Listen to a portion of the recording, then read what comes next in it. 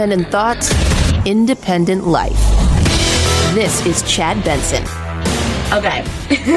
Excuse my looks. I'm just, in the middle of hitting rock bottom. But I found my goal list that I made in December for my goals for 2020. Okay. Tell me if this is not hilarious. All right. Goal 1, make more money. I was, been unemployed since March. Travel more. Lose weight. Be more social. I wrote cry less. Cry less. Cry less. I've cried every single day of this whole pandemic. Spend more time. It's so funny. But I wrote spend more time with my grandma and she died. I think that sums up pretty much everybody.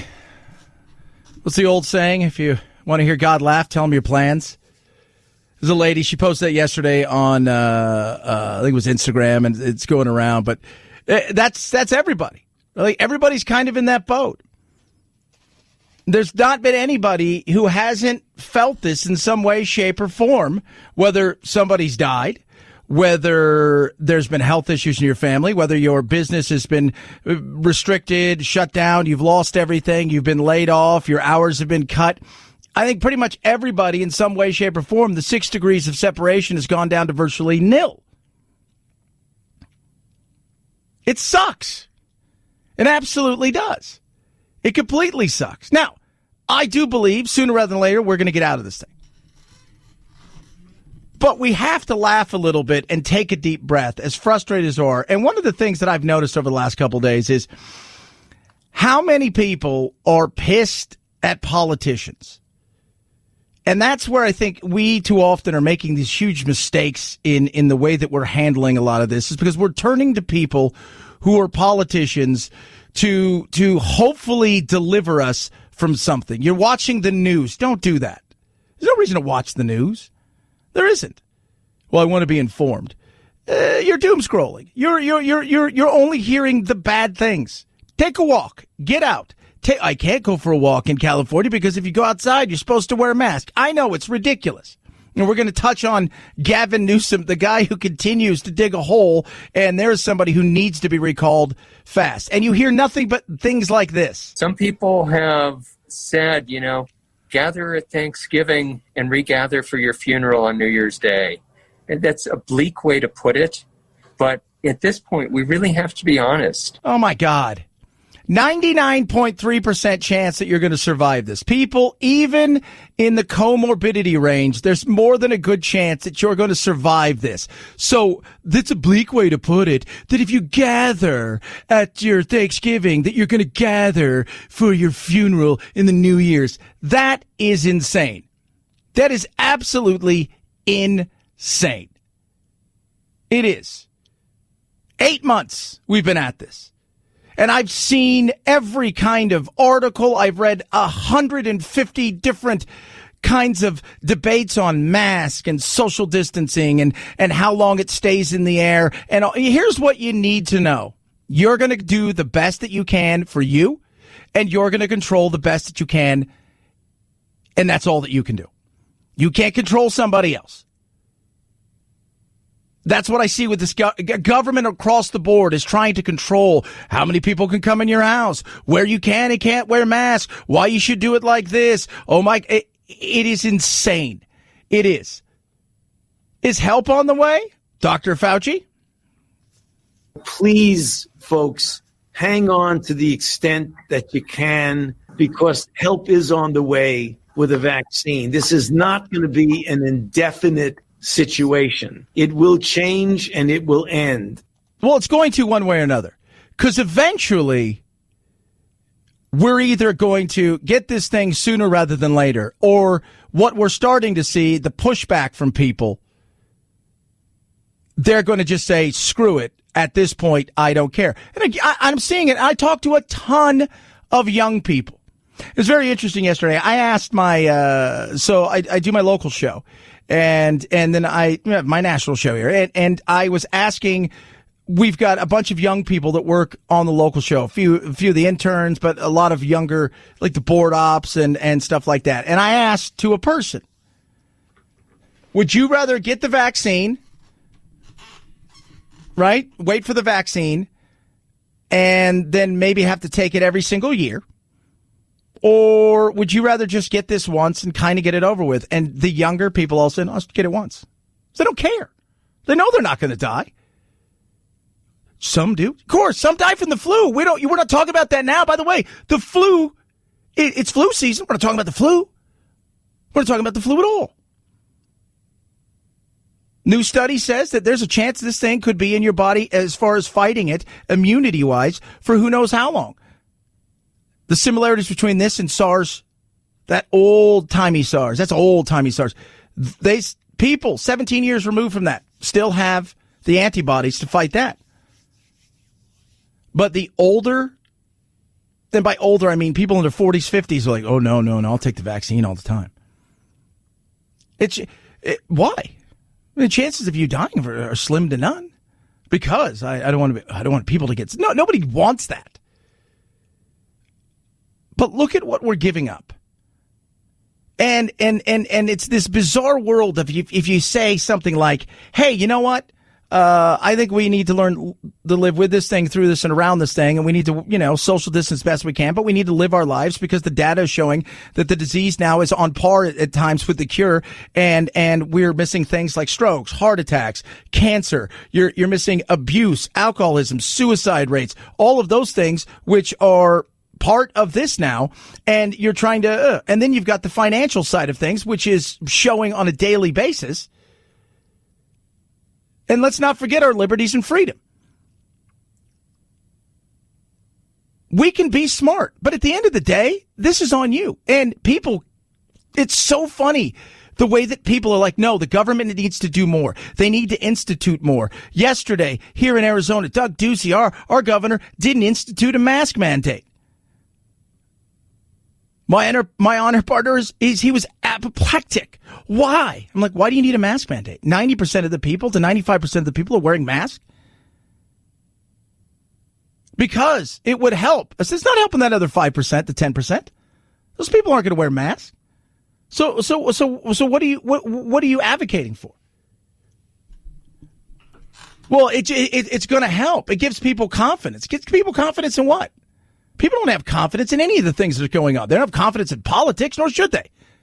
They sure in the hell don't have any kind of confidence in what the medical world is saying, because I can find 10 different articles that say 10 different things about the same damn thing.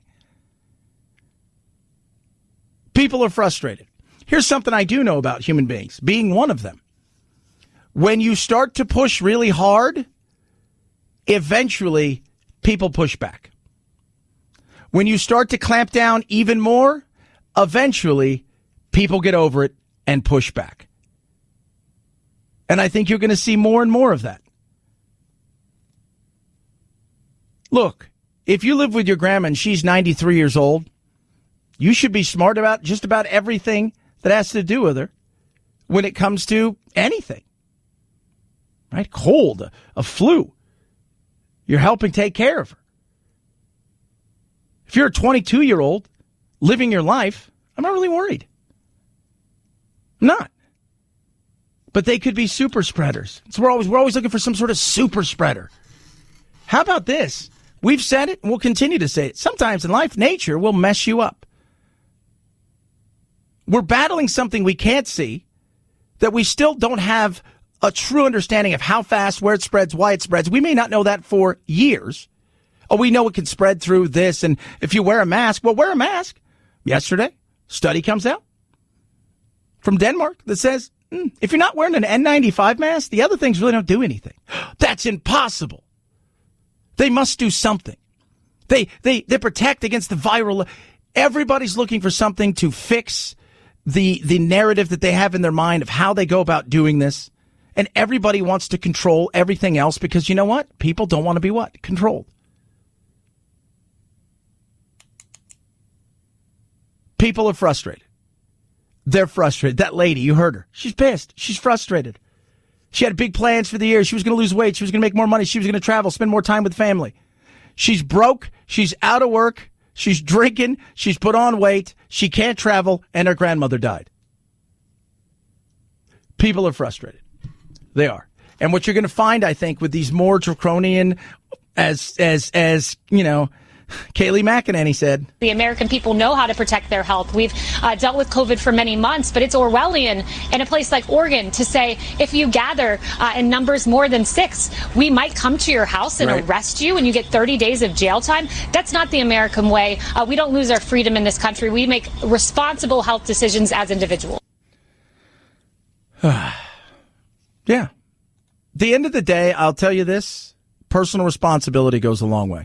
And that's not just about you. That's about understanding where you are, the people you're around, the situation that you're in. Personal responsibility is a big thing. But to think for a moment that you're going to dictate what goes on in my car, in my house, when it comes to how many people I have. Well, Chad, didn't make you wear seatbelts. I know. Shouldn't that be a personal choice? Honestly. Shouldn't it? The nanny state world that we live in is ridiculous. And it gets that way more and more. And because we have things like this, we have people that are on the interwebs who have to feel like they protect us from every single thing that's out there because you might be so inclined to look at a video from the Flat Earth group and maybe think the earth is flat, and somehow they need to protect you from that. It's the little things that should piss us all off. Watch what happens with the pushback. People are frustrated, they're angry, and the harder you come down, the harder you push back after pushing back for months and months and months and months, the bigger it's going to be. People are frustrated out there, and partly because they've been wearing masks and trying to do as much as everybody says to do, and at some point in time they're realizing none of this is working, but you're still trying to do stuff. 323-538-2423 at Chad Benson Show is your Twitter. Tweet at us, text the program. Check out Chad Benson Show TV on the old tube of you. It's YouTube for those of you out there. Car Shield. Get you 24/7 roadside assistance. A rental car for free while your car's in the shop. You choose the shop.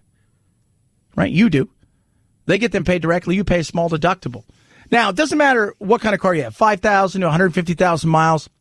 Let's just say car's a little bit newer. Maybe you have a warranty on the engine, but you've got electronics in your car and those things you're not quite sure of, and that warranty doesn't cover that. Maybe you've got none of those things and you have no warranty, but you do want the comfort of knowing that somebody can help you with covered repairs big time and save you thousands of dollars.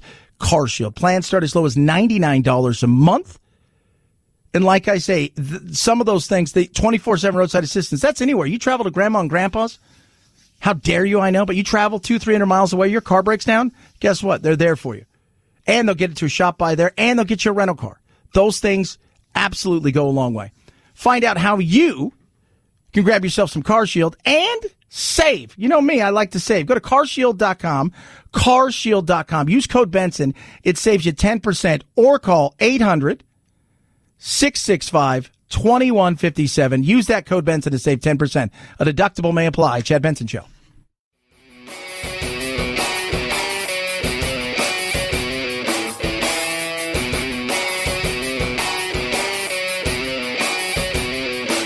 Being antisocial sucks. Hang with Chad's friends on Facebook, The Chad Benson Show. And if you just need some alone time, head on over to Twitter at Chad Benson Show. Either way, we can't wait to meet the real you. And I would urge him to give intel briefings to Joe Biden. How much further to go, I don't know. We're going to be fine. At the end of the day, this thing will work itself out. Lindsey Graham. Yeah, it's time, right? I was talking to somebody last night and who was a huge Trump supporter. And they were just telling me, like, you wait, because the Sidney Powell lady has got something and this is it. She is promising that she's going to overturn this. And I said, well, that's fine. And let that happen. Don't, like, Giuliani, like, it should not be leading any charge. Yesterday he was in federal court. Forgot the judge's name, screamed at the other side, said they're cheaters. I mean, the reality is if you're going to do this, time is now. And you go, and then everybody starts painting. No, Chad, you don't understand. Giuliani is just part of this whole elaborate. He is Columbo, and they're doing all this stuff, and then they're going to get you. And every time this, and I'm like, that's like fine. But until that happens, until all of that happens, This elaborate scheme of this Dominion server that's in Germany, that's owned by somebody that, like, until all of that stuff is out there, you should at least be working with the Biden administration and the transition team while we move forward. And then when all of that comes out, you can go, ha-ha, we got you. And the Democrats will have to deal with the fallout. And if you don't have that, and that doesn't go the way you planned, at least we're all on the same page and Biden can take over on the 20th and we don't miss a beat. Here's the thing. I think for the President of the United States, while he continues to fight on, and this is probably going to be the end of the week for Pennsylvania if they don't produce something, I think it's going to, in the country's best interest, if he starts coordinating on the virus and starts coordinating with security with the Biden team and just brief them. Yeah, that's it. Brief them. Brief them. And on top of that, we're going to have a vaccine rollout, and that is vitally important. Because on the virus, we're going to be able to get this out as soon as 2 weeks. We need to coordinate on the transportation and implementation, and he'll see how thorough the planning has been so we don't drop the ball in a little while. Mm-hmm. Kilmeade, he's right. He's absolutely right. We need coordinated effort. So brief him. Let the transition team start to transition. You continue to fight and do the things that you need to do. And then if you don't have anything, well, then you just leave and you go on and you can, scream and cry that everything was stolen from you and that they're the evil and bad and all that stuff. And then on the other side of things, Biden, who then, if there isn't anything, would be president of the United States and we could just smoothly transition. Okay? All right. Fair? We good? All right, good. 323-538-2423. At Chad Benson Show's your Twitter. Tweet, text. Love hearing from all of you. It's the Chad Benson Show.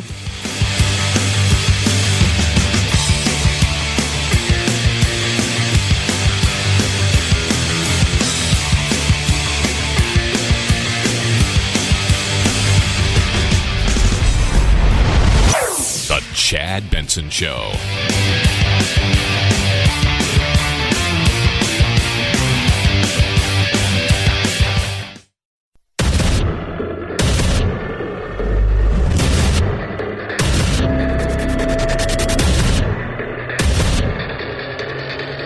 Independent thoughts, independent life.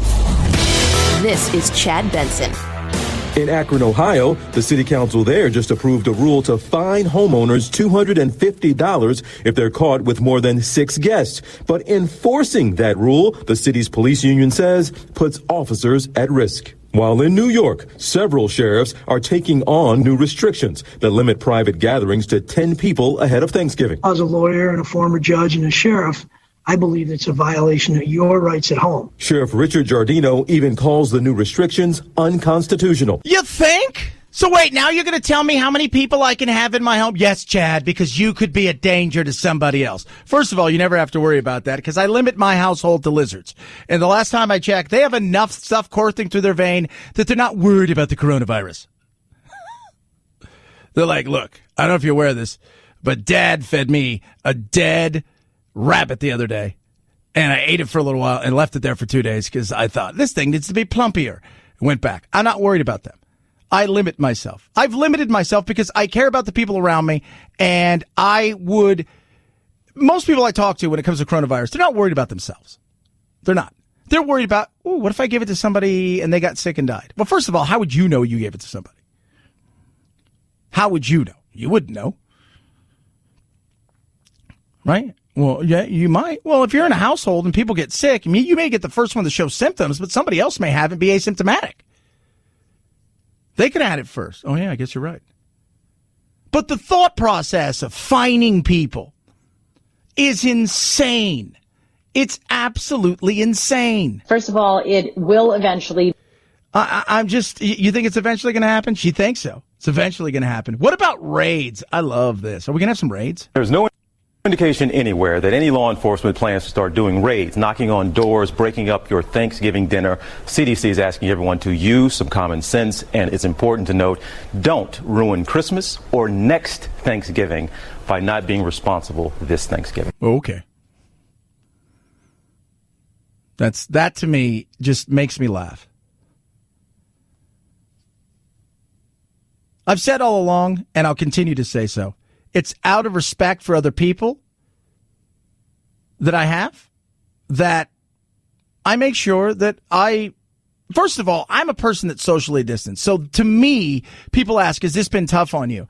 Toughest part is I don't go to see movies. I haven't seen my family. It's a big, tough part. My mom called last night. I have a new niece that's about 6 months old. I've never met her. It's been tough. It is just, that's been tough. And we're not a close people, but I'm really close with my nieces and nephews who are now my siblings. My sister's adopted. It's a long story. My family tree is very bizarre. But outside of that, I'm naturally a social distancer. I enjoy time by myself. I have a small group of friends, but they're all scattered all over the country. And I have my family and my kids and everything. But I'm a very small kind of little...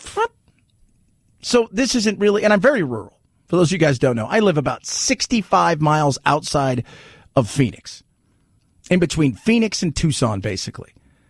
And it's rural. We have no neighbors on one side. We have neighbors about 50 yards away on the other side. I mean, we're rural. And we have a sheriff who laughs at this stuff. During the height of this early on, when they were putting restrictions on, Sheriff Lamb, who was of, at one time, live PD fame, said, no, I'm not going to enforce. I'm not going to tell a restaurant over here, you can stay open because you have a drive-through, and you guys over there, you need to close everything down. That's not constitutional.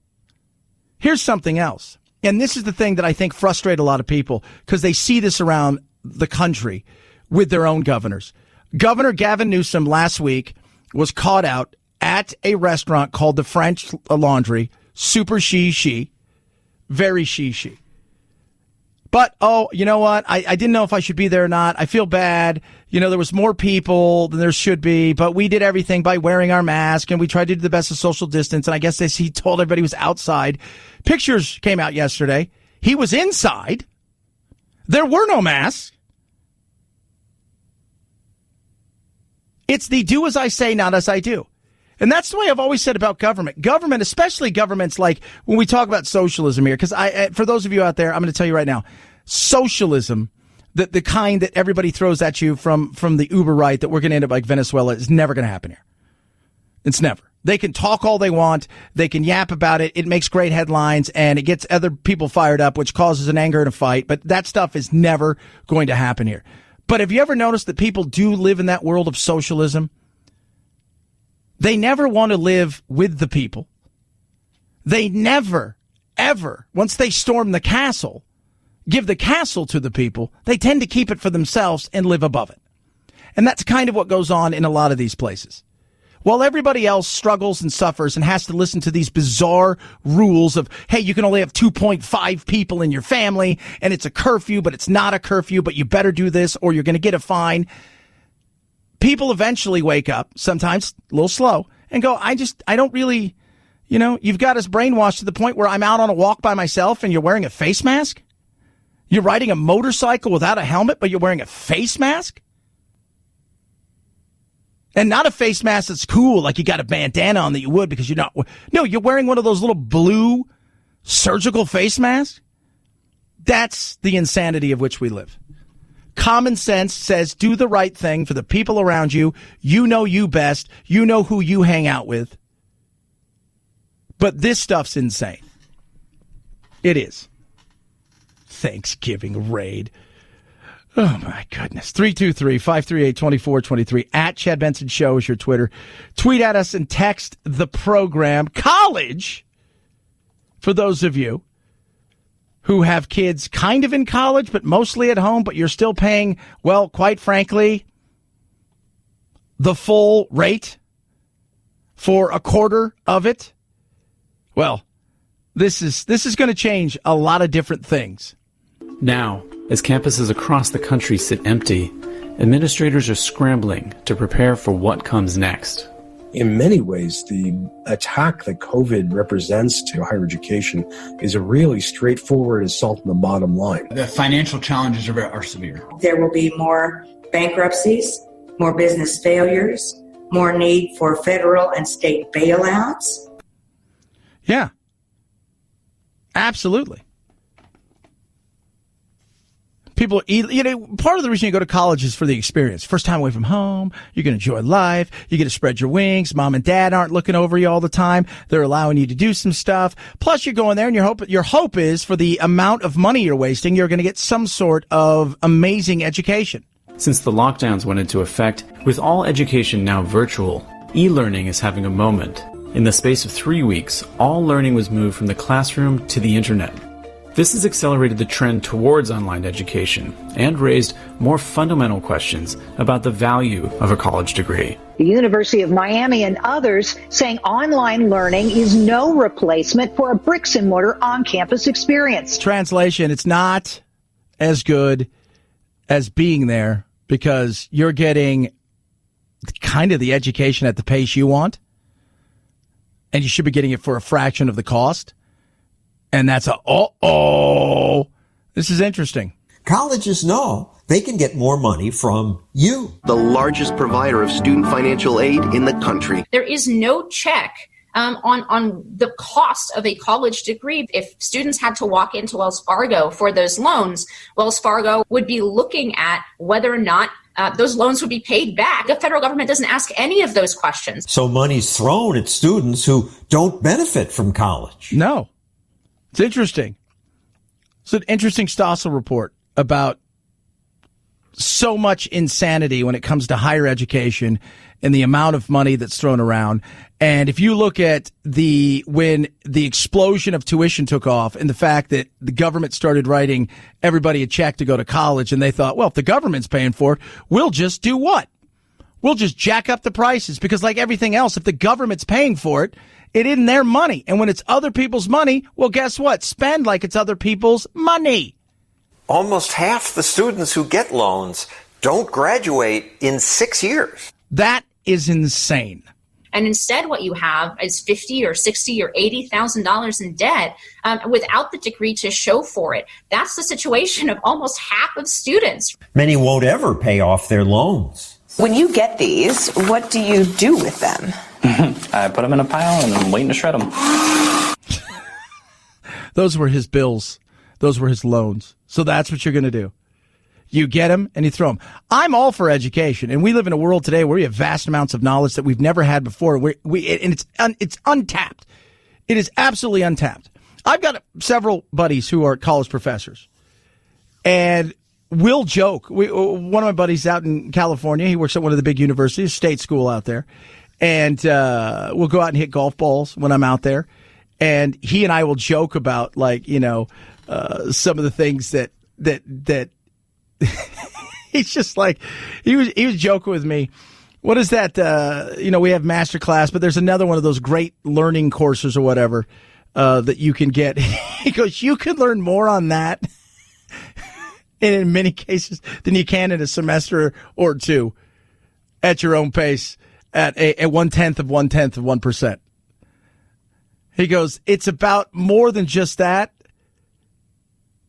But he goes, he jokes about it. I mean, he does, and he's very honest about it. Now, education is a great thing, and there's education in lots of different places, and you can get educated. I've always told everybody, as a kid, being able to travel the world and play soccer and live in different countries was an education that no college could have ever taught me. But part of that was the fact that I was away from home. I was living my life. I was maturing into something that I wouldn't have got from the home experience. And that's a part of what this is. But at the cost of what? Well, it's just too damn much. Most colleges educate mostly rather than indoctrinate. And this is the part that I have a big problem with. I put a video out yesterday. You can check it out because I do believe there's a ton of indoctrination going on in college campuses. I wish that were true. I was part of the college Republicans, so we were registering voters. And I actually had a professor walk up and spit on me. We had another professor call us the Nazi youth. And these are professors, right? You need to get out. Here, a professor tries to find muscle to ban a report. Get this reporter out of here. I need some muscle over here. All of this funded by the majority of Americans who do not have a 4-year degree. It's offensive that we take dollars out of mechanics' pockets and put them into the pockets of largely middle class and upper middle class students. But that's what America does. That's exactly what it does. I think this, if we've learned something from this, we're going to be learning that people are going to be looking at higher education in a much different way.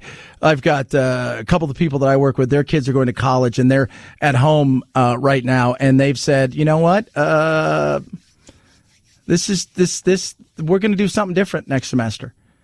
And I think college is going to find out that there's going to be some pushback now, especially for the price and for the fact that they feel like not only are they not getting their worth in the money side of things, but they're also seeing the fact that they're doing it at home and they don't feel like they're losing a ton. It's the experience in a lot of ways. You're paying $50,000 a year to go enjoy something somewhere. She said it earlier, but I've always said, you are 18 years old and you walk into a Wells Fargo or any institution to try to get a loan for something, they'll look at you and laugh. And how do you plan to pay this back? And no. We're going to give a hard pass on that. 323-538-2423 at Chad Benson Show is your Twitter. Raycon, best earbuds around. Love my Raycons. I've got several pairs. And one of the reasons is because I have little ones who like to take them, Jack, and use them because they're cool, Dad. You're going to love yours. So Raycon it's the fit. It starts with the fit. If they don't fit right, I don't care how good you think they could sound. If they don't fit your ears right, Raycons fit better than anything in the world. And you put these on and you notice the difference. It makes the sound quality better. When you're talking to people, it sounds better. And there's no wires. There's no stems. They're stylish. They're comfortable. They're amazing. Right now, your chance to grab some Raycons and do it at a price that's right. Well under $100. Normally you spend near the $200 plus range, but you're going to pay a lot less. And you're going to get 20% off right now. A little early holiday bonus. How do you get these? You go to buyraycon.com/Chad to save 20% on the best earbuds around. There's no wires. There's no stems. 6 hours of talk time and the comfort, nice noise isolating fit that is second to none. Buyraycon.com/Chad. Buyraycon.com/Chad. It's the Chad Benson Show.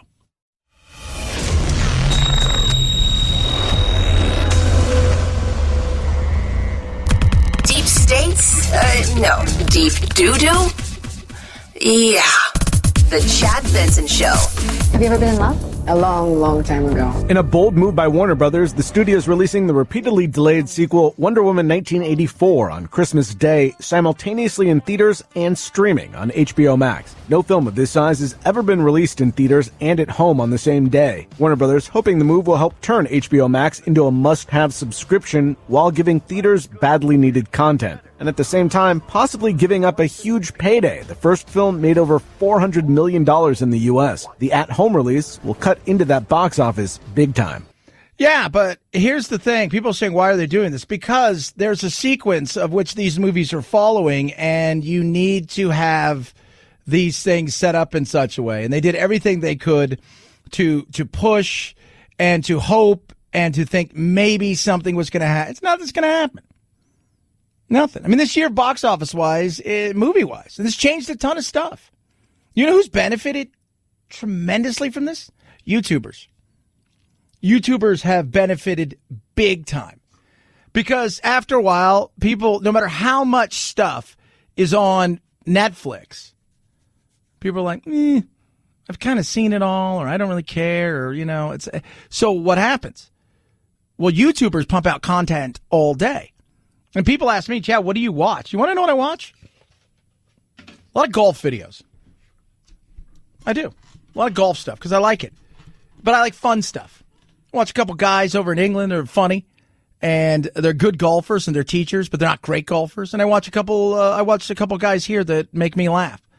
And then I watch a lot of other, a lot of stuff that's kind of wonky and boring.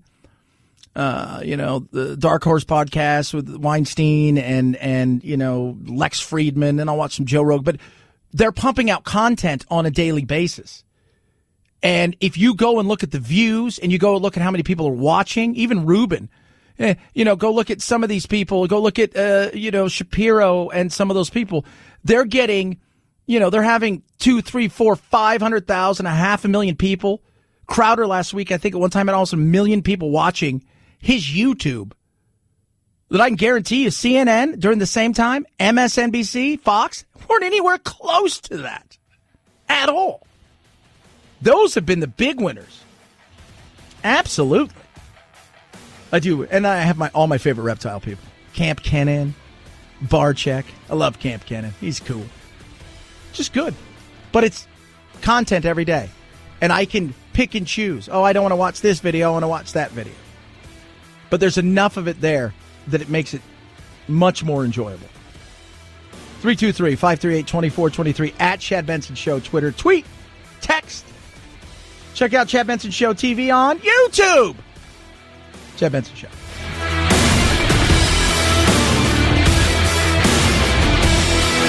This is the Chad Benson Show.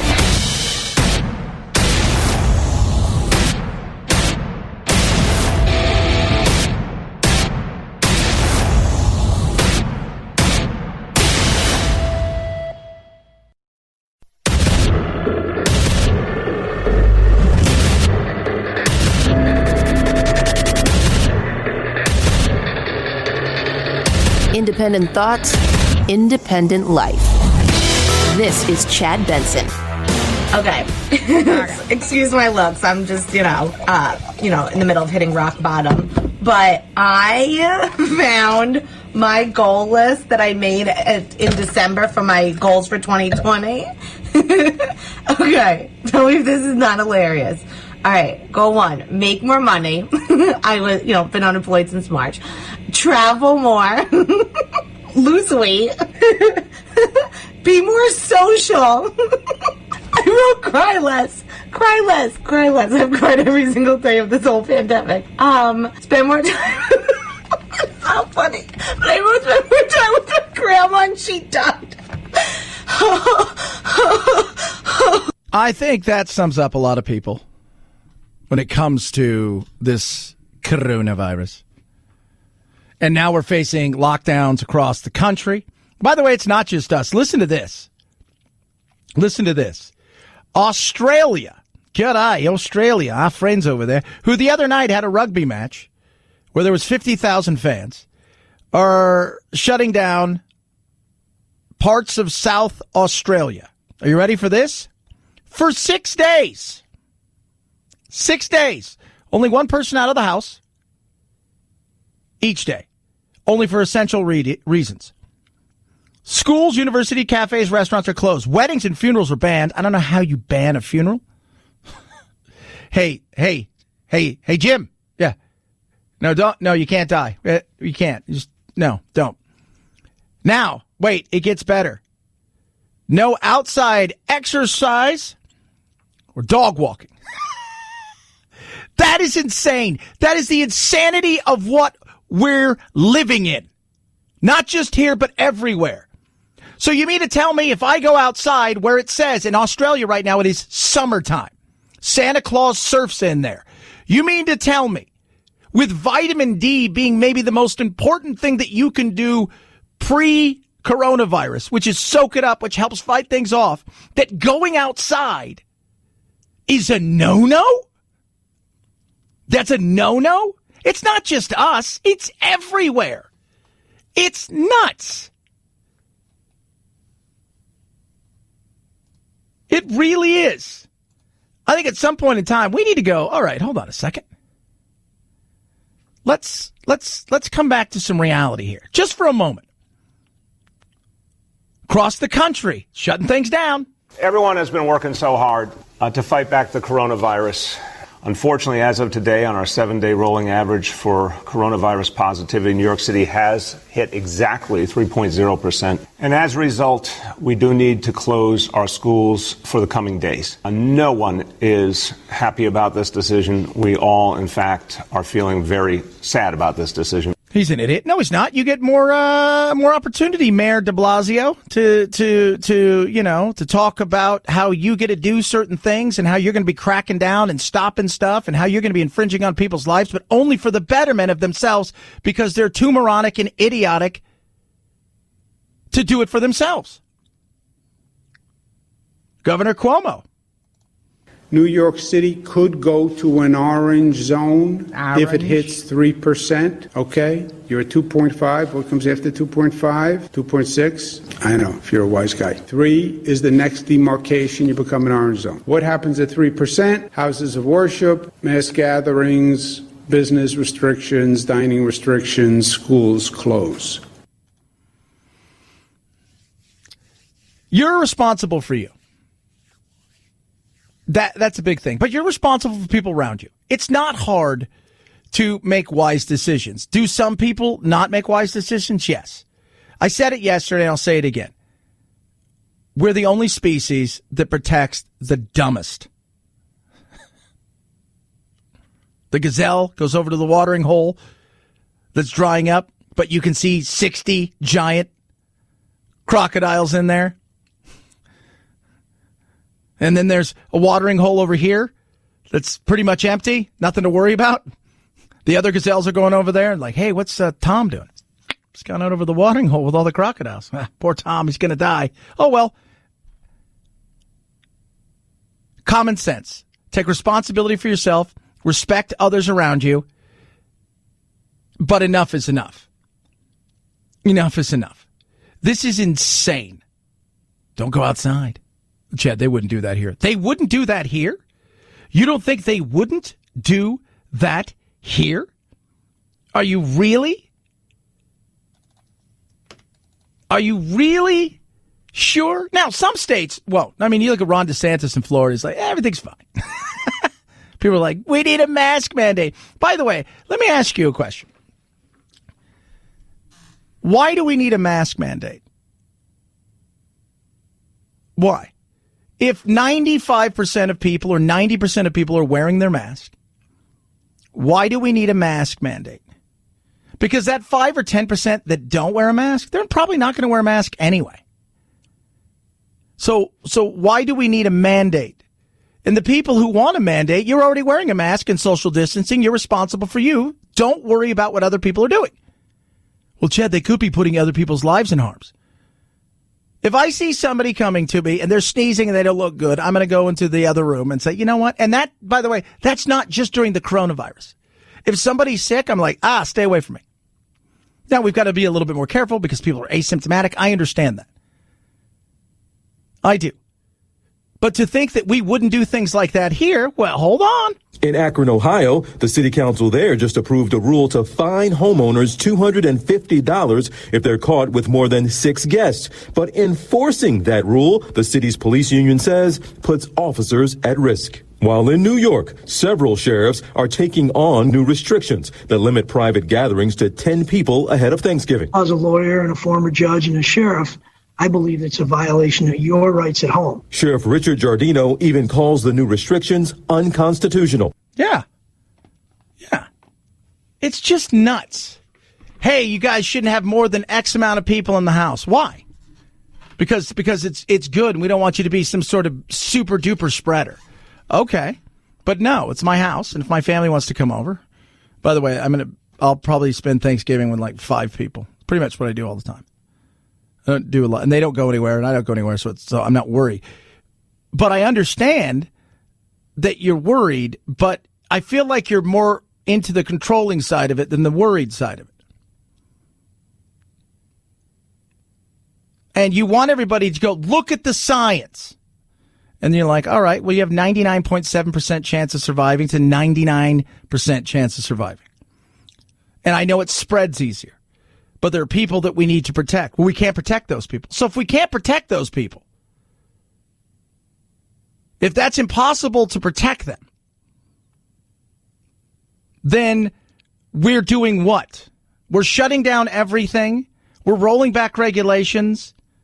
We're infringing on people's rights. We're telling them who they can have in their home and how many they can have potentially or else. All for something we can't actually do? Yeah. Common sense. You're responsible for you. I'm responsible for me. I'm responsible for my coworkers and the people I'm around, so I make good choices. And that's not just when the coronavirus is here. That's every day. If I was sick with the flu and we didn't have the coronavirus, I'm not going to come into work and make other people sick. I'm not going to do that. If somebody's got the stomach flu and it's easily catchable, I'm going to stay away from them. Well, other people people don't make those kind of choices. Yeah, but I don't want to regulate stupid people. Because what happens is we have to bend to the stupid, the ignorant, and essentially, the lowest common denominator. If you think this is a hoax and you get it and die, well, that's on you. Oops. That is. Why should I feel bad? Should you feel bad? I don't think so. Look, we can social distance and we can have the mask debate all day. Said it again, but it's mask debate. We can do that. You give me one thing and then I can show you something else. And there's a big, thing that came out yesterday from Denmark showing that the masks don't really work the way that people think. It's more of a psychological thing. It's kind of like the TSA. They're not catching anything. Oh, well, they make you feel good, mostly piss you off now at this point in time. But the reality is the mask you buy at the store that looks kind of cool and matches your outfit probably doesn't have a lot of medical use. Well, it's about lowering the viral load. And then you point out, well, there's this. And even the surgical mask. Unless you have an N95, you're probably not getting a bunch from it. But it's frustrating. But I, myself, look around and I have respect for other people. One of the people I work with has he's got a compromised immune system. So he wears his mask all the time. We social distance. I know, it's, and I treat that with the utmost respect because I love the guy. I think it's a good thing because we can have respect for one another. But at some point in time, this stuff that's going on is ridiculous. It is. We can be smart. You can use common sense. You can have respect for one another. All of those things can be done. But if we continue to allow the dumbest among us to dictate how we have to live because you're too stupid to get it, that's a you problem. This is what Darwin was talking about. 323-538-2423 at Chad Benson Show is your Twitter. Tweet at us, text the program. Love hearing from every one of you. And I know what people are going to say. You just don't get it, Chad. You could be taking something to Grandma and Grandpa. Why? You can't see Grandma and Grandpa anymore. And have you asked Grandma and Grandpa? Hey, do you guys want to die alone in your room, never seeing us anymore, or maybe just touching us from the window? Or would you like us to come in and maybe take the chance that you could get something? Or maybe you get it anyways, and we didn't get to see you, so the last months of your life were just a giant, horrible mess. No, we don't. We just assume.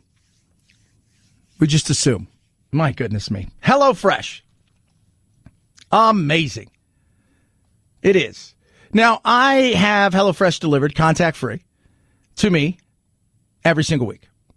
Right now, because Jack was here, I've gone back on the low calorie because he love to eat. And it's great. We were doing family friendly. I'm on low calorie right now, so I can have a nice calorie count, work out, drop a few LBs for the holidays, because as you know, there's going to be candy everywhere. So this is a great opportunity to drop a few LBs. So let me tell you about what you get with them. You get 22 chef curated recipes every week. You have low calorie, you have vegetarian, and you have family friendly options. But during the time of the holidays, when you're hoping to spend more time with your family, you're hoping to spend less time stressing about things, this is one less thing you have to worry about. You don't have to stand in front of the pantry and go, I wonder what I want to cook. You don't have to stand right there in front of the refrigerator and going, I don't even know what to make tonight. No, you choose right there from the box and go, I want that. Take it out of your refrigerator. It comes with a recipe card, tells you how to do it, even has pictures. And within about 20 to 30 minutes, food is ready to go. It's on the table.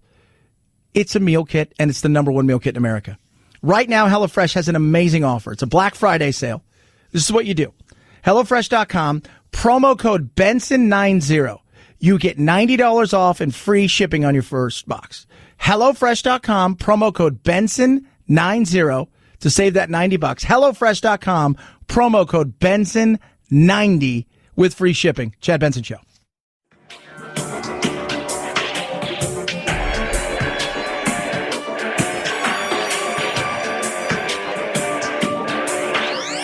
Warning, no snowflake zone. Uninformed opinions are in danger of melting. The Chad Benson Show. 5, 4, 3, 2, 1, 0, ignition, liftoff. Now it's time to find out what's trending. What's trending? Yeah, what does that mean? I mean something, right? Like it's trending on the old internet. What's trending? All right, let's check out the things that are trending. Yesterday, biggest trend, NBA draft. NBA draft. Biggest thing trending. 5 million searches. Huge. People are trying to figure out who are some of these people. Killian Hayes, right? R.J. Hampton, Seth Curry. We know who he is. Cole Anthony. Wonder Woman's trending big time because HBO Max, and they're going to show it in whatever theaters may be open that day. Justin Herbert, football player, quarterback, arguably one of the best young arms in football, got a haircut.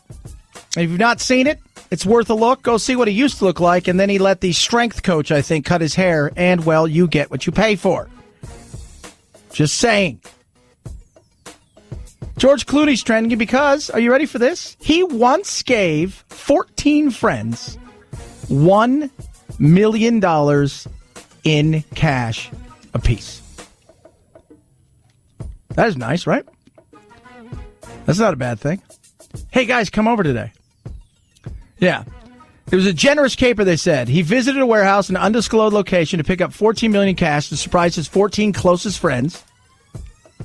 Clooney sets the scene in his interview when he appeared with, he was appearing in Gravity, a thriller. Said the film wasn't expected to be a hit when it was released, so Clooney said he was given the percentage of the movie in lieu of salary. The astronaut thriller ended up being a pretty decent hit. He walked away with a few $1,000,000. He said, I didn't have family, I wasn't married, so instead of saving, he opted to give it away. And he did. Pretty cool. Good dude. You know who else has done that? Go look and see what Keanu Reeves has done with people that worked on The Matrix. You'd be surprised. Head on over to Twitter. The usual stuff. Lots of hateness. We've got Grosse Pointe Antifa. Grosse Pointe. Yeah, Grosse Pointe's interesting. You know, as it's Michigan, lots of stuff going on there. It's always fun. The Pompeo Doctrine. Apparently, confusion was sparked at the State Department when they read out on Secretary Pompeo's trip to Israel. It is labeled as part of the Pompeo Doctrine. Ooh. And then the Los Angeles Times yesterday. It's time to mandate face masks. Not just any kind of face coverings, the experts say. It's time to mandate you stay indoors and never leave. And check out the Christmas tree at Rockefeller Center. It is everything you would want in a Christmas tree if you were Charlie Brown. It looks like it's something that has been up for 2 weeks past Christmas and like it's going to fall apart. It's pretty awful. It'll look good because they'll fill it in, and they found an owl. It's just, this is everything that is 2020. 323-538-2423. At Chad Benson Show is your Twitter. Chad Benson Show.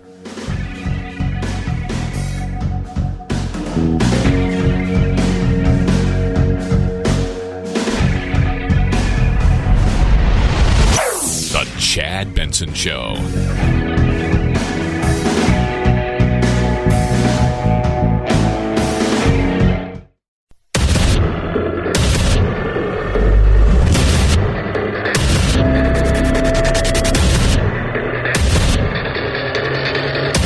independent thoughts, independent life. This is Chad Benson. The number of weekly jobless claims had been trending down. That trend reversed itself last week when the Labor Department said 742,000 Americans filed first-time claims for unemployment benefits. That's higher than expected, and it comes amid a surge in coronavirus cases, further pressuring the economy. There's no more government stimulus money to support the unemployed, while 20 million people are claiming benefits. And we're heading back into lockdowns, most likely across the country. That isn't going to be good, but that's what's coming. And that sucks. It sucks. This is, I mean, you think about restaurants. This is a huge time of the year for them. People are traveling. They're seeing their family. Then they're staying in town from wherever they came for a few days. They're shopping and they're going to restaurants. Then they're shopping and they're eating out. And then they're shopping some more. Retail, restaurants, hotels, this is the time of year when it's boom time. That industry is going to struggle. And the thought early on in this, March, April, May, when everybody was going to some sort of shutdown / lockdown / whatever it was, as that started to happen, people started going, all right, so the first quarter wasn't, but second quarter is going to suck. Third quarter, we should have a rebound, though, because we'll be coming out of this thing. And by the fourth quarter, you know what? We can look at that second quarter and say, all right, we're going to be down. Our GDP is going to be down this year, but not as bad as a lot of people thought it could be. But instead, with the uptick, we're in a position now where as they start to shut things down, what's going to end up happening? You're going to see these unemployment rates continue to rise. And we are nowhere near getting a deal done because we have too many people that are playing grab ass instead of actually getting something done. They're playing politics, and it's ridiculous. It is. Thank you, Madam Speaker. I rise today to ask, what the hell is happening in Washington? I'm not one to spend my time throwing bombs on this floor, but during this single minute, another American will die from COVID. And even more people are slipping into poverty because this town can't get its act together. I've had enough. Millions of people can't get to work, can't put food on the table. They're missing rent or mortgage payments. The best this town can do is finger pointing. It's disgusting. That guy is a Democrat. Joseph Harder, Democrat, California, yelling. And he's right. What are people doing? Nothing. You're doing a thing. You're not doing the things you should be doing, especially as we get ready to clamp down more. We handed out money early to states and to people because we thought we'd get this thing under control. And so the states went and spent their money. Then they got themselves in a bigger hole. And their hope is that the federal government will bail them out. Because, you know, your state doesn't print any money, right? So you live in, let's just say, for the sake of argument, you live in South Dakota. There's no South Dakota buck, right? You live in Iowa. There's no Iowa dollar. Texas, there's no Texas dollars. There were a long time ago. Not anymore. So you need the federal government to come in and help. A lot of these states have gotten themselves in a ton of trouble. But individuals need the help now.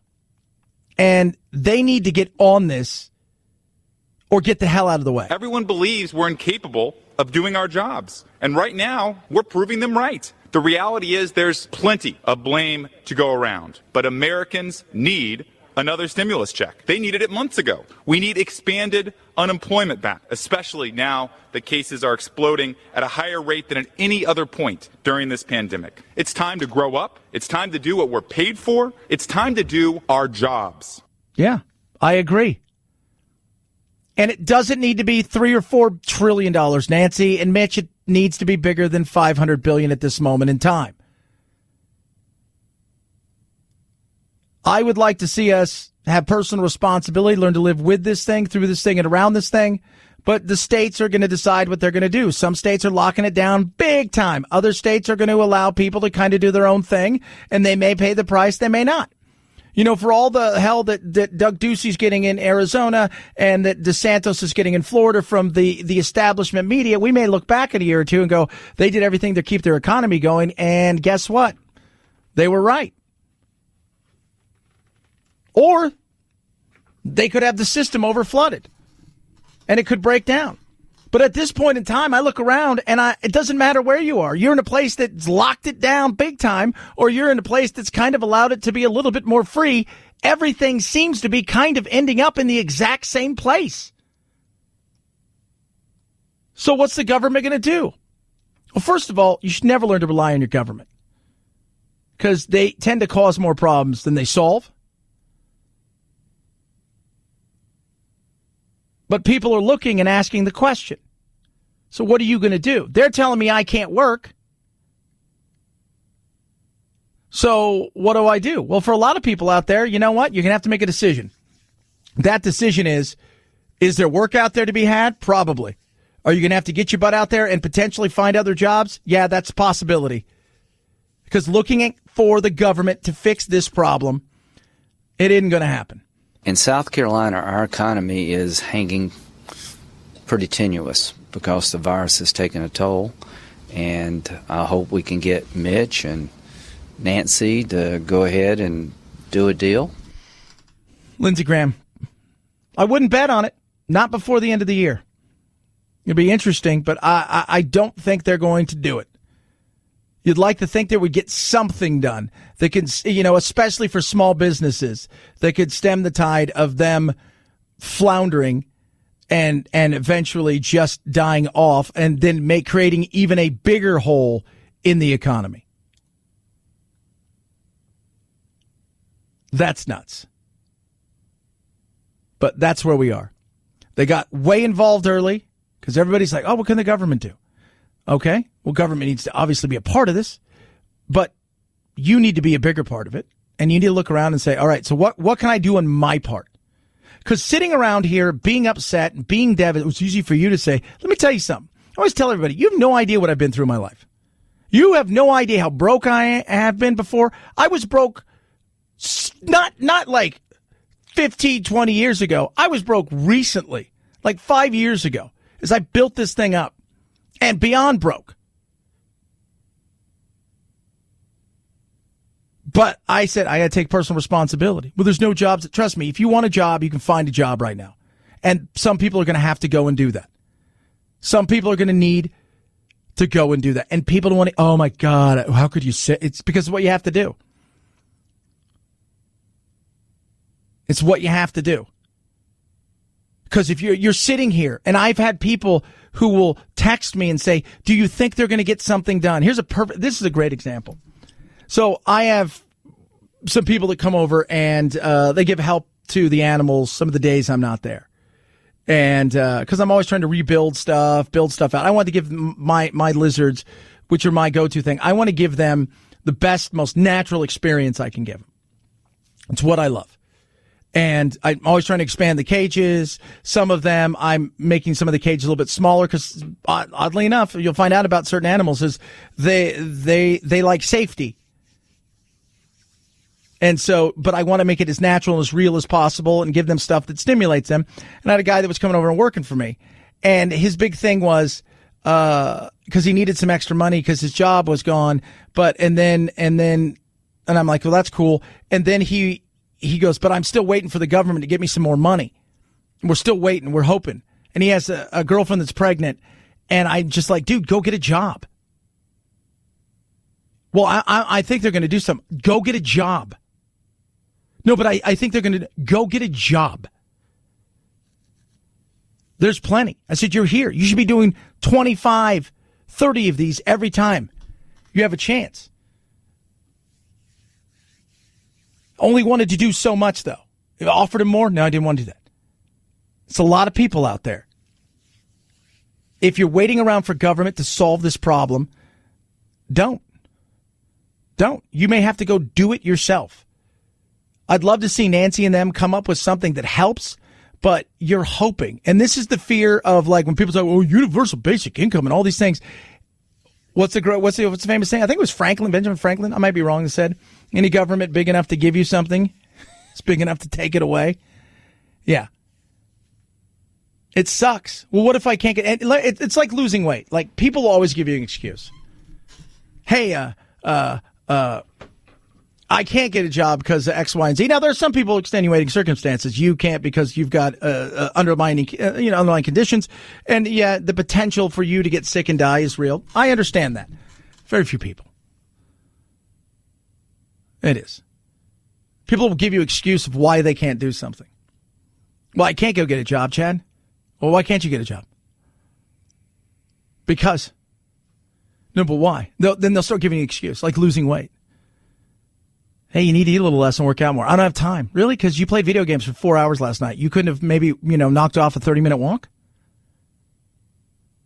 You're on your Facebook and your Twitter and your Instagram for hours yesterday. You couldn't have maybe just not done that? People will find excuses. And the excuse is now, if us being personally responsible, we need to go and do what? Take over our lives rather than having the government that we hope will come through with something. Because crap in one hand and wish in the other. Which one's going to fill up faster? We know which one the government is. Wish. 323-538-2423 at Chad Benson Show. Twitter, tweet at us, text the program.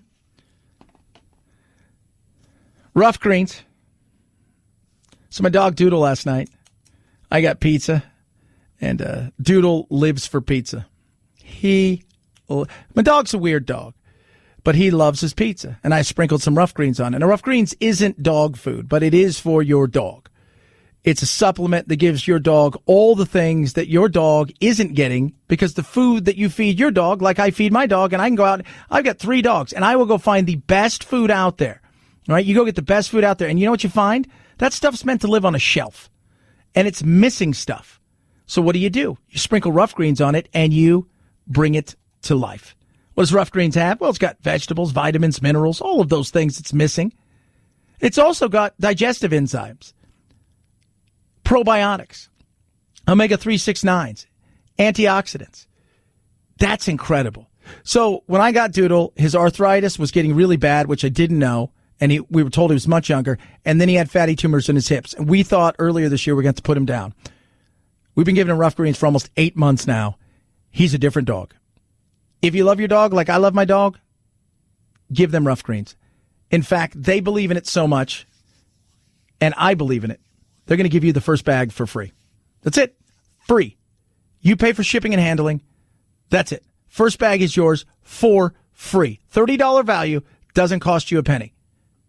Use promo code CHAD at checkout by going to roughgreens.com/Chad. RUFFgreens.com/Chad. It's a free $30 bag. Boom. Goes right to you. You just pay for shipping. RUFFgreens.com/Chad for your free bag today. Chad Benson Show.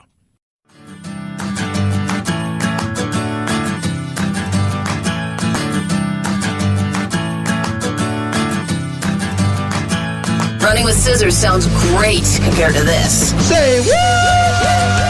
Just because you're the sexiest man alive doesn't mean your friends think you're cool. That's what Michael B. Jordan told Jimmy Kimmel after finding out he got the designation from People magazine. That's cool to everybody else, but anybody that really knows you, that's just just another way they can give jabs to. Oh yeah. So like they were talking a lot of stuff. That's when you wish you had no friends. Exactly. You know? Exactly. It's like even with friends like this, why do you need enemies? He did say his mom and aunts, though, were very impressed with the honor.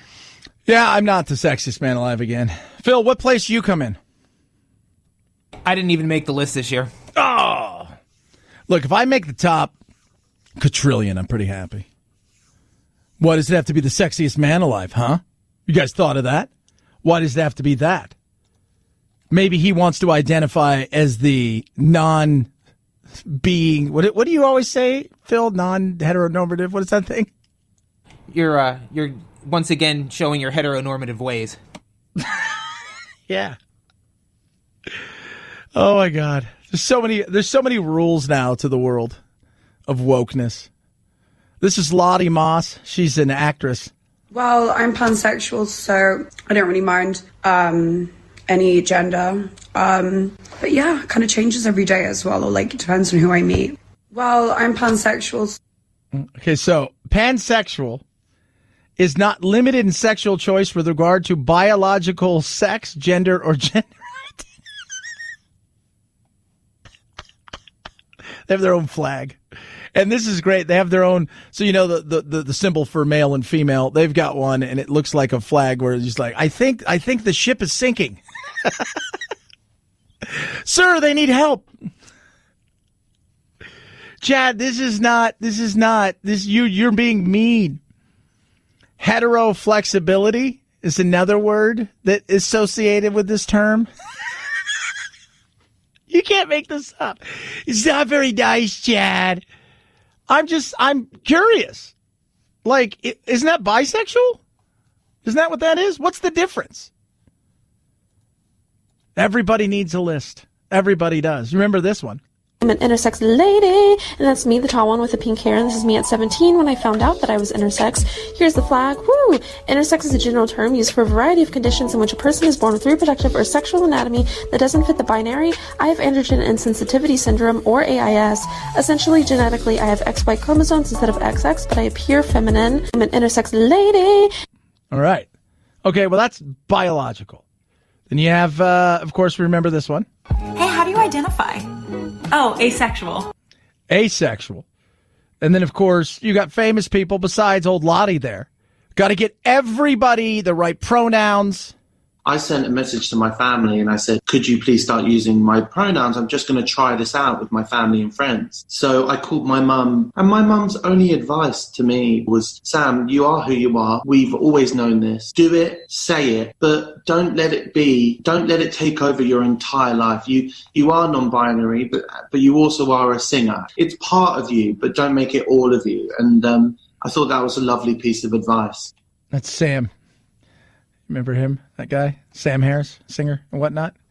So non-binary, if you guys want to know what that is, not relating to, composed of, or involving just two things.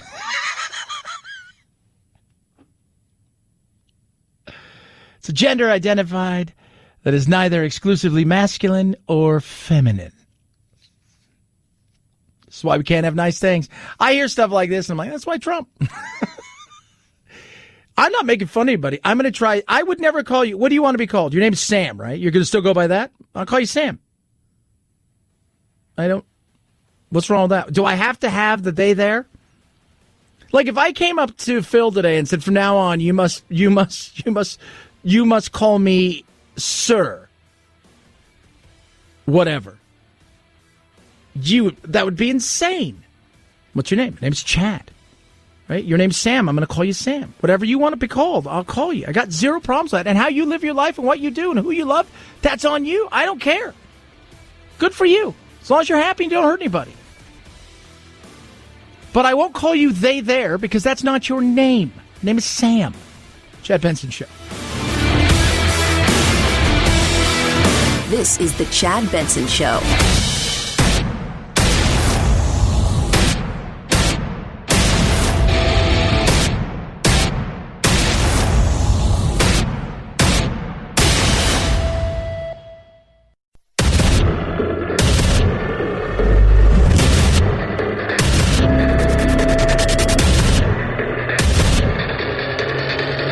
Independent thoughts, independent life. This is Chad Benson. Okay. Excuse my looks. I'm just, in the middle of hitting rock bottom. But I found my goal list that I made in December for my goals for 2020. Okay. Tell me if this is not hilarious. All right. Goal 1, make more money. I was, been unemployed since March. Travel more. Lose weight. Be more social. I wrote cry less. Cry less. Cry less. I've cried every single day of this whole pandemic. Spend more time. It's so funny. But I wrote spend more time with my grandma and she died. It's a woman who's having issues. Alexandria Rosas. Year hasn't gone the way that anybody thought it was going to go. Like we could all realize that. And we're not headed towards what looks to be great Thanksgiving or Christmas season. No, it doesn't look to be that way. And of course, if you turn on the television, it's doom, it's gloom. Some people have said, gather at Thanksgiving and regather for your funeral on New Year's Day. Really? Who said that? That's a bleak way to put it. But at this point, we really have to be honest. But who said that? Hey, if you go have Thanksgiving, you're probably going to gather again during New Year's so we can bury you. Well, they're having Thanksgiving with me. So who's buried? Well, maybe not you, but maybe somebody else. But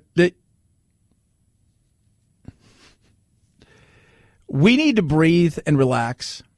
We need to look at the data and the facts. But at the end of the day, the thing that matters the most is you. Personal responsibility. You. Personal responsibility. What is right for you in your life that isn't going to put people in a position where they could get sick, right? But I'm just talking about you, your inner sphere. What are you calculating? What are you willing to risk this holiday season?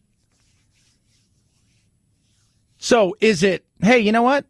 Grandma and Grandpa haven't seen the kids all year. They're struggling like you can't believe.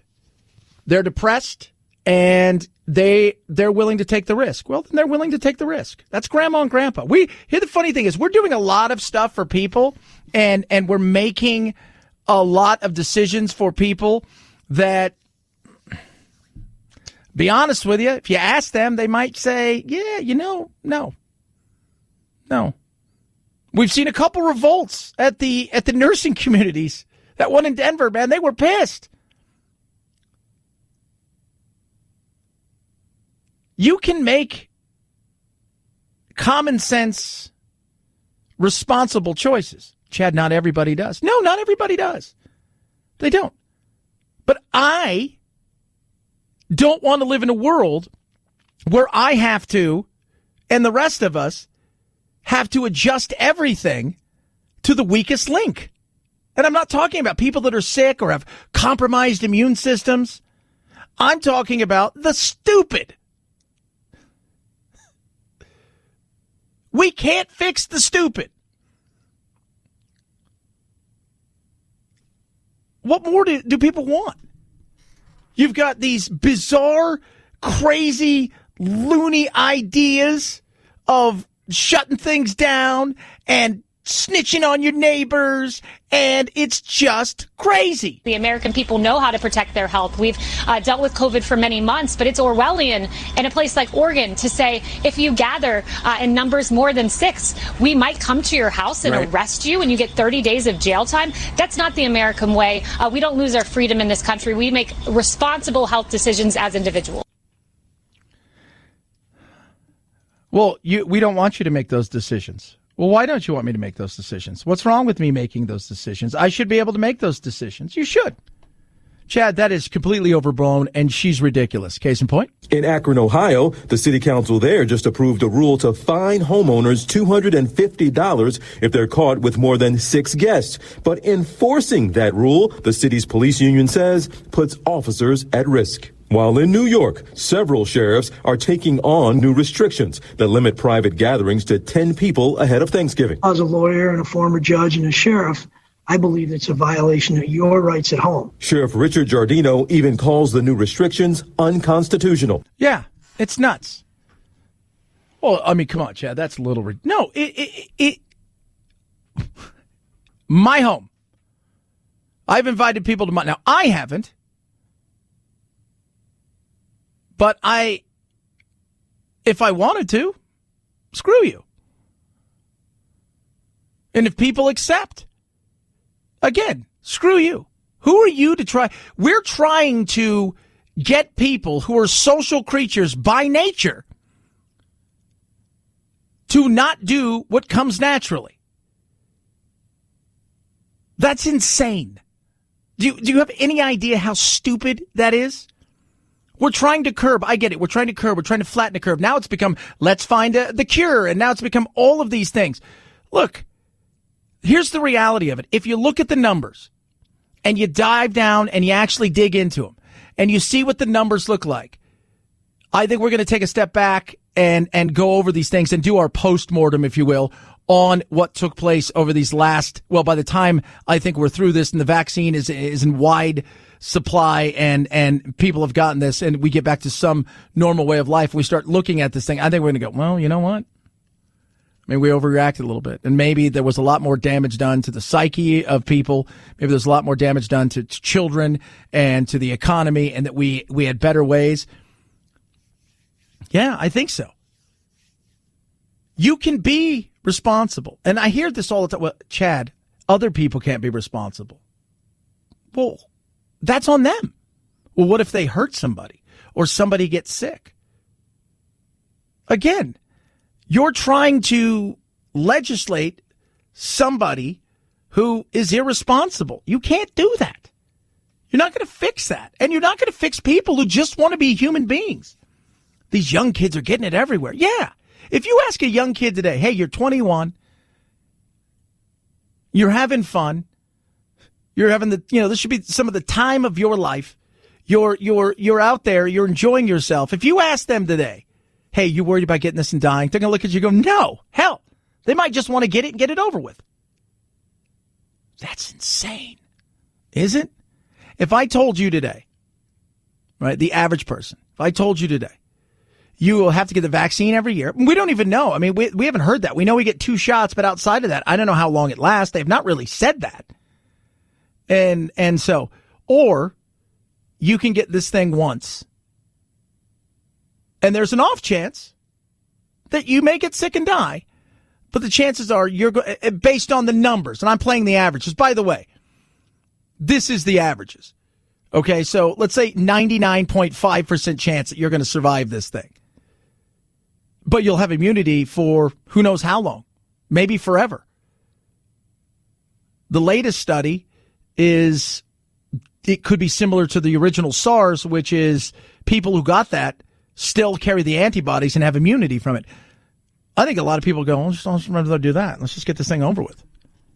Well, that's just irresponsible. It's just the reality of life. And people are sick and tired of this. What they're sick and tired of is every day is something new. Every day we're cracking down here. Hey, you know what? Tomorrow, your kids, they don't get to go to school anymore. Hey, you know what? Tomorrow, we're going to limit you to only being open from 7 in the morning till 8 o'clock at night, and you can only have 1.3 people inside. Hey, tomorrow, even though we told you have to eat outside, we're going to cut that capacity in half. You can't play miniature golf because, as we all know, miniature golf is one of those dangerous activities you can do to catch this. It's frustrating, and the inconsistencies and the way that they're going about doing this and the personal responsibility. I respect my fellow man. I do everything I can to social distance. But I take calculated risk. I sit in a room during the day when we get ready for our other show, because I have another show, local show, and there's 5 of us. We're in a smallish room. But you know what? These are calculated risks. I spend every day with these people. I do everything I can to protect myself and them. But let me tell you something. If one of them had the stomach flu and there was no coronavirus, that person's staying home or I'm not coming in because I don't like the stomach flu. If I had the flu, I'm staying home. I'm not going to get them sick. Frustrating as can be.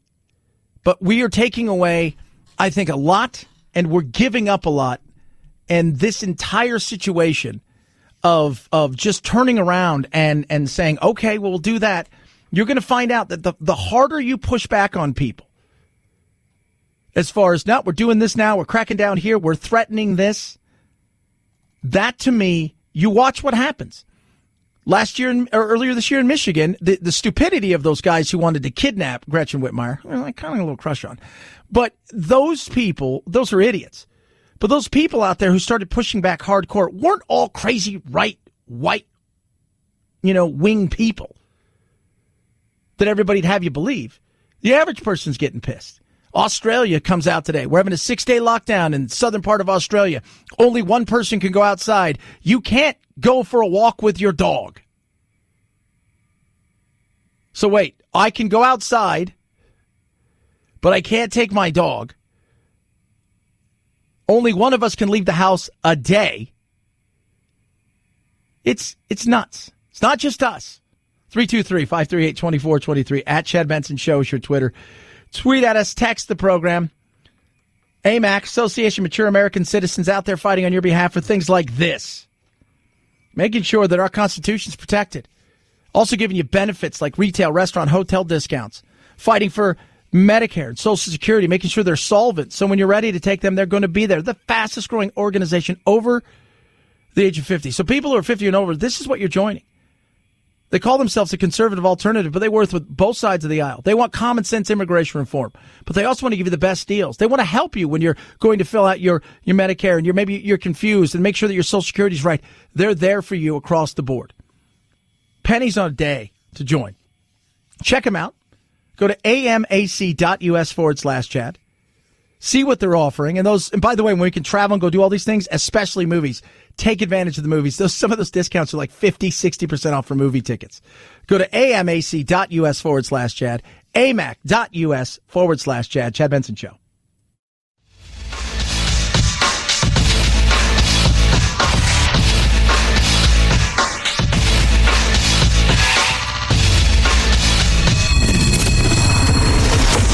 The Chad Benson Show, where we reach across the aisle and occasionally poke someone in the eye.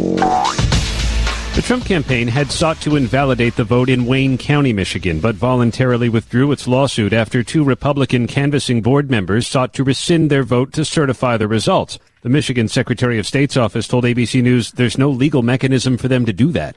The number of ballots at issue is too small anyway to influence the outcome, and the Trump campaign has now lost or withdrawn from all of its legal efforts in Michigan, save for one pending appeal before the Michigan Supreme Court. Yeah, that looks like it's done. Sidney Powell is now leading the effort. Yesterday, Rudy Giuliani had his day in court, if you will, and it did not go well. But you talk to people. Yesterday, I did a Facebook Live, and you get attacked. And my thing is proof. It should be pretty simplistic. It's proof. What is your proof? Well, they've got proof. And this has to do with this Dominion and the server, and it was somewhere in Germany, and they start putting things together. And when they oust this, you watch, Sidney Powell says, we are going to overturn the election. Okay. Do it. Do it. Like, if you think you have that proof, then do it. Time's running out. He's asked for a recount in Wisconsin. He's going to pay $3 million for a recount. I don't even know what they're talking about there. Milwaukee is a majority-minority city, and this is just another form of voter suppression. That you don't believe that all of that was on the up and up? Look, can some of those things be hacked? I said, yeah, absolutely.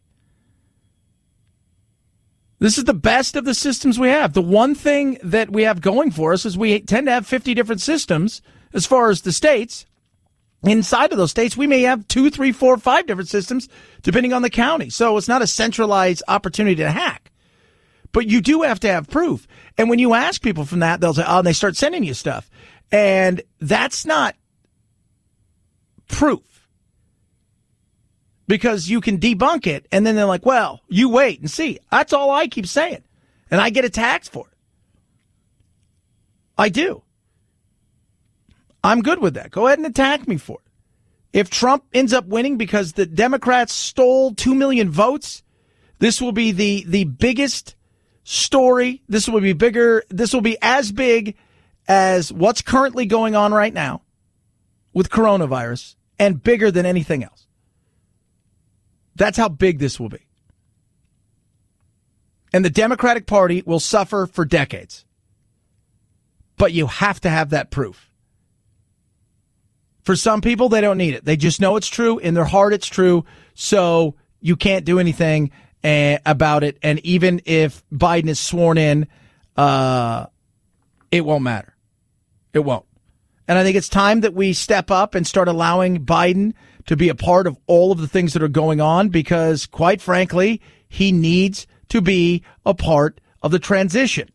There's absolutely no harm to sharing the vital information about the pandemic and about the path towards vaccination with the incoming administration. Even if there were some path, some way that President Trump could remain in office, what would be the harm in sharing this information with the incoming team? Senator Coons there. He's absolutely correct. Lindsey Graham, huge supporter of Trump. And I would urge him to give intel briefings to Joe Biden. How much further to go, I don't know. We're going to be fine. At the end of the day, this thing will work itself out. Yeah. And if court is where it ends up and you get it into the Supreme Court, you manage to overturn it, there you go. But you're going to have proof.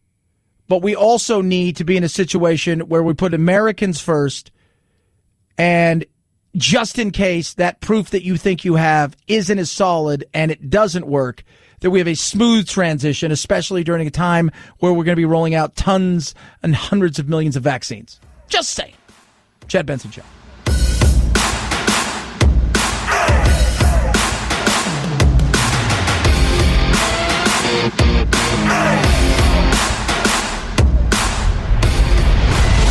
The Chad Benson Show.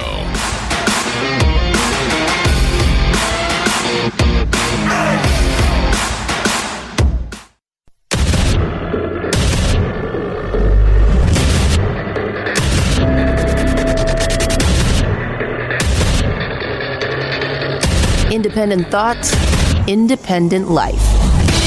This is Chad Benson. First of all, it will eventually be available with a prescription. It'll cost less than $50 allegedly and can be used by people as young as age 14. It gives you results in about 30 minutes that are in the high 90s in terms of accuracies. That's Dr. Jennifer Ashton talking about the home COVID testing kit that's going to cost you allegedly $50, but you do need a prescription. And my thought process was, hold on a second. I've got to go to a doctor to get a prescription, to go to another place to pick up the testing kit or have it mailed to me. I'm not quite sure. Then to go home and take the test? Well, why don't I just do it when I'm with the doctor? Why does the doctor have this?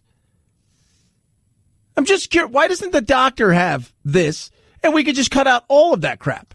Will you isolate for 10 days as you should if you get a positive? Will you report that to the provider who gave you the prescription, and will then they report it? A lot of providers don't have the capability. We're just not set up in terms of our computerized database connectivity to report that to anyone. That's the other thing about this. You know, when we talk about personal responsibility, if you do it at home and you were positive, but you know your employer is not going to cut you any slack and give you money for staying at home, what happens there? You going to report it to anybody? Especially if you don't feel it. You're like, well, I'm asymptomatic. I don't feel anything. So, yeah. But the minute you said, and this is where I don't think you need to worry about, the minute you said that you have to go get a prescription for it, I think most people are going to be like, you've now given me errands, and I don't want to do that. I want to make it simple and easy. Right? How can we make it simple and easy? Shouldn't be that hard, but we make things hard. Welcome to America. 323-538-2423 at Chad Benson Show is your Twitter. Tweet at us, text the program. They're shutting down everywhere. They are, right? We know what's going on in New York. We can't just stand pat with a strategy that worked before when conditions are changing. We need to reset the equation. We need to come up with even more stringent rules to make schools work. And testing is going to be absolutely crucial. That's de Blasio. He's a buffoon. I think we can all realize that. So more stringent rules are coming. And, you know, it's always about doing what they say because, as we know, they follow those rules Governor Gavin Newsom is apologizing this week for what he calls a bad mistake. I should have stood up and walked back, got in my car, and drove back. But now it's known 2 of the people who joined Governor Newsom at that maskless birthday party were leaders with the California Medical Association. They were among a dozen people at the dinner. The CMA represents 50,000 doctors, and the group has been tweeting hashtags of stay at home and wear a mask. Oh, what? Yeah. Oh, on top of that, he said they were outside. Then you look, and there's a picture that came out, and they're not outside, and they weren't wearing a mask next to each other. Now, I don't care that you did that, Gavin Newsom. Right? You're a grown-ass man. But don't tell everybody what they need to do while you're doing the exact opposite. And so many of these people get this kind of, do these things because it's really good for you. And then they go do something else. And then what happens? People start to get pissed. They start to get angry. They start to get upset, as they should be. Because you're telling me I can't have 12 people in my house while you go to a dinner. And not only do you not wear a mask, you sit indoors when you tell everybody else they have to dine outdoors. These are the things that piss people off. De Blasio, we need stricter this and stricter that, all the while you're outside in the middle of the pandemic, out there for the protests and painting Black Lives Matter everywhere. You need to rely on you. Make the best choices you can and respect other people's choices. So that's what you do. You go to a place and they say you need to wear a mask in there. You wear a mask. It's not hard, right? You go on in, you wear a mask. And you give people distance. Shouldn't you want to do that anyways? Like, I don't know about you, but I've always kind of social distance. And now I'm an odd bird. I will readily admit that. Kind of a homebody, a little bit of into my, like even when I golf, right? I like to kind of play by myself and do stuff like that. But it's one of those things where when I go to the store, I don't stand next to somebody. I've always given people space because I don't like people crowding me. But you go out there and you realize that this thing is very real, but it's not as deadly as they'd love to make it out to be on the television with your doom scrolling and your, panic porn. And you're just very smart about, hey, you know what? I don't need to be in a room with 50 other people in bad ventilation. If I have grandma at home, it's not a smart thing to do. It's just, it amazes me. But we live in a world now where I guess we have to be told what to do all the time. And notice that the people who are telling you what to do rarely do the things they're supposed to do. And then they apologize as if it makes it all better. Oh, I'm totally sorry. I have no problem with you going to a dinner with lobbyists. I have no problem with you sitting inside having a dinner with lobbyists. I have no problem with any of those things that you're spending gobs of money at a place that the average person couldn't afford a full meal. The place where he went, French Laundry, on average, when you get the appetizers and drinks, it's about $1,000 a plate. I think it starts at like $350 or $400. That doesn't include appetizers, and that doesn't include wine. And I doubt they're pouring it from a box. So, I got no problems. My issue, like so many of these other things, is you tell everybody you need to do this, and then you don't want to live under the same rules. It's frustrating. People want consistency. But I'm here to tell you right now, if you're looking for the government to fix your issues, you need to stop doing that now. You need to realize that you're personally responsible. That includes the people around the space that you're within, whether you're working with them or your family, and vice versa. But that's what's going to keep you safe from everything. Calculated risk and personal responsibility. I know it's crazy. I throw stuff out there and people are like, whoa, Chad, settle down. Let's be smart. We can do it. We can. But at some point in time, I think we have to realize that us looking to people who really do their own thing and are more interested in the power, that's not what we want. You do you. 323-538-2423. At Chad Benson Show is your Twitter. Tweet at us. Text the program. This parent was pissed. Kid had to do assignments. 3rd grade. It's a coloring assignment. And it's about the presidential election. And you got the red and the blue crayons, and you got the United States of America. Okay, I understand your concern, and thank you for sharing your concerns. And like I said, I will talk to him tomorrow. So you're just going to talk to Anthony? This assignment's not going to get redone, and have everybody understand that we have 6 states at this point. There's 6 that are still in litigation, and why? I'm not okay with that. So if you want to talk to them, it shouldn't just be to Anthony. The entire class should have this done again, and X's should be put on the homework, and let them understand what the process is. I'm not the only parent who thinks this. I'm just the only parent who's not scared to stand up and say something. Yeah. So mom's pissed because they have the Electoral College there, and Joe has got the presidency. He's over the he's at the essentially the same thing that happened. Was it 303, 302? I think is what it was, compared to Trump, who got the 256, and that means that Biden's president, and this mom is pissed because she wants her to tell the class that didn't happen because we're in litigation. I understand.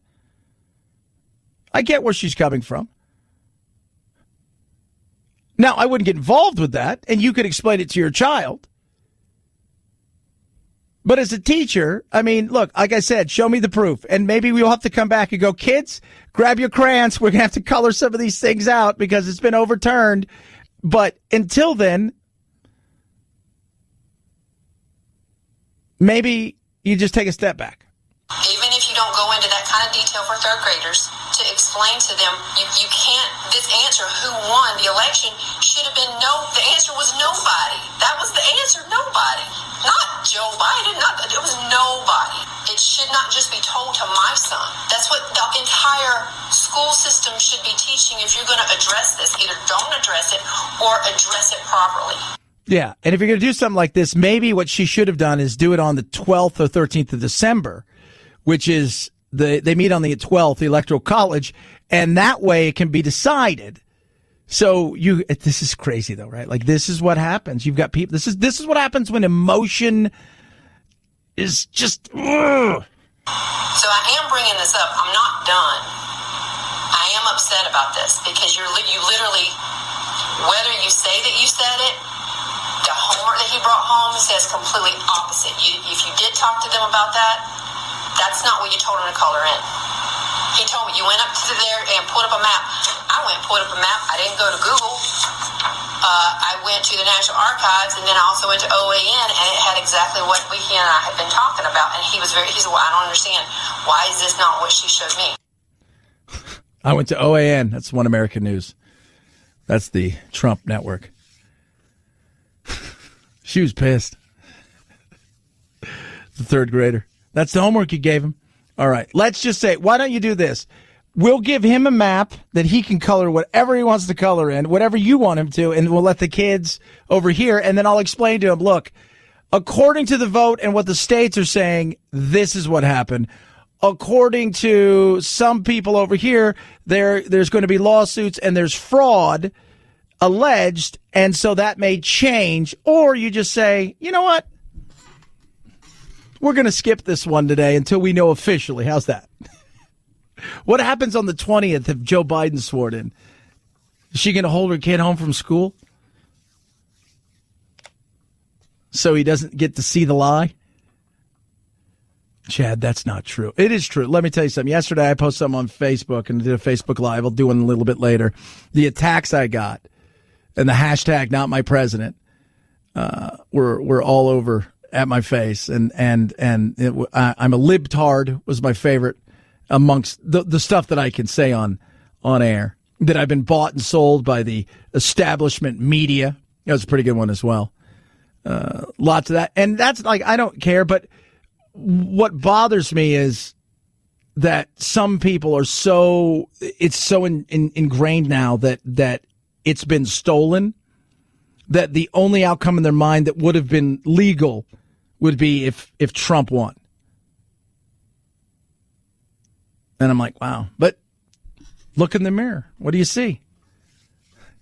You see the same thing that for the last 4 years that the Democrats saw, that it's been stolen. 323-538-2423 at Chad Benson Show is your Twitter.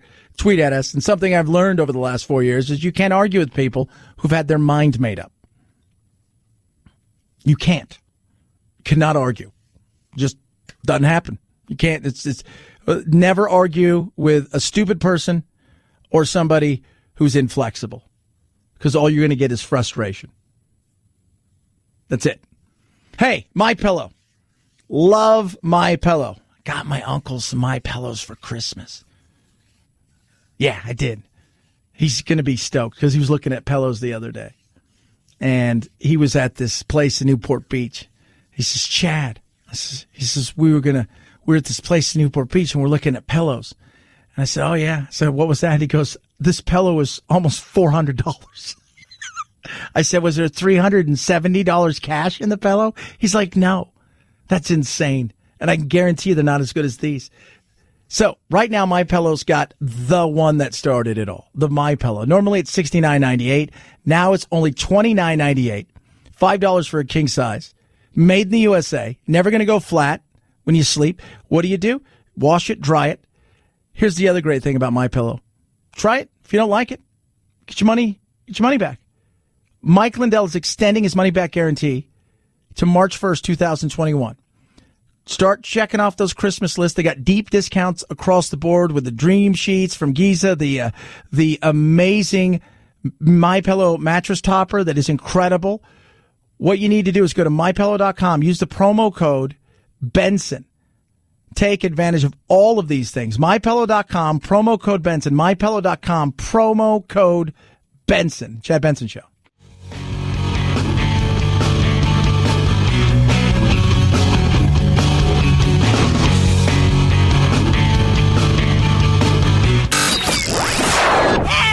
I can't take it anymore! Well, get over it. It's time to forge a new path with your very own political cartographer, Chad. This is Dr. Colleen Smith talking about the coronavirus. The frustrating thing about all of this is it really just feels like it's too little too late. Like we knew it was coming. She said that 8 months ago when her hospital, Elmhurst in New York City, was seeing COVID cases and COVID deaths climb out of control. Now far from New York. Sometimes you go home and you cry in the shower. Idaho ICU nurse Sarah Grabakis, just one of many medical workers feeling the strain of record numbers of new cases and hospitalizations. Yeah, it's happening. It is. That's why you need to be smart. You do. You need to be smart, and you need to have common sense, and you need to take precautions, but you can't live in fear, and you can't continue to allow the insane, bizarre world of state government coming down and telling you, hey, you can have 2 people inside your house, but one of them have to be outdoors. You can't take your dog for a walk. You could get fined for having more people. You need to use common sense. At the end of this day, if you learn nothing from our little dog and pony show today, it's all about personal responsibility. We need to take more personal responsibility. But we also can't rescue everybody. And we particularly shouldn't be rescuing the stupid. It was a great speech, Chad. What did Chad say? Don't rescue the stupid. Don't. Common sense. It's not as common as you think. So, just be smart. Respect other people. Respect yourself. Use a little common sense. And I bet you'll be all right. I'm saying, I think you're going to be okay. Have yourself a blessed day. Night. We'll do it again tomorrow. Oh, my goodness. Is that? It is. I see Friday. Night, Jack.